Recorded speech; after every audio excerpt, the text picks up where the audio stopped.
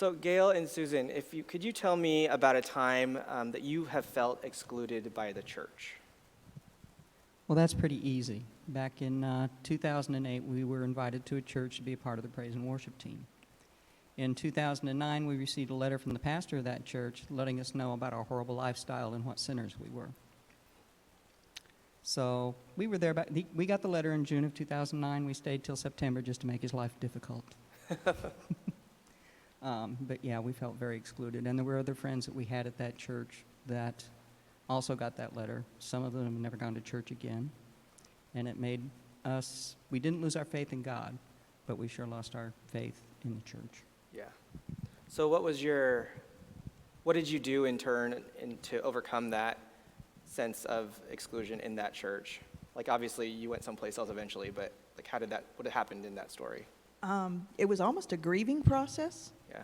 So we first started with, this really isn't happening, and then so we, went through the acceptance and sadness and anger, but we decided that we weren't going to leave when we got the letter.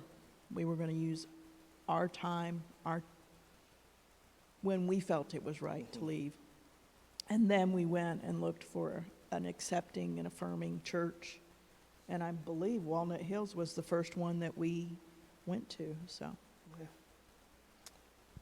So what kind of hope and healing do you find here in Walnut Hills? And how has Walnut Hills become a treasure in your heart? Acceptance. They helped fill that space that had been torn out of our hearts by our church family at the other church. And Walnut Hills filled that space by accepting us, loving us, making us a part of a family. As a gay couple, we don't always have the support group that we'd like to have. Sometimes family is not always on our side. We have gay friends, but we're not just a gay community. We are a community within the human race, and we don't want to be just with gay people or just with straight people or just with trans people. We want to be a part of a whole community, not just a partial community, and Walnut Hills really fits that bill for us. Susan, do you have anything you want to add?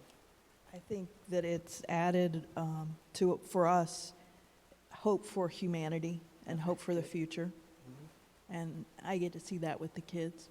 Good. Well, thank you to both of you for sharing with us today. So yeah.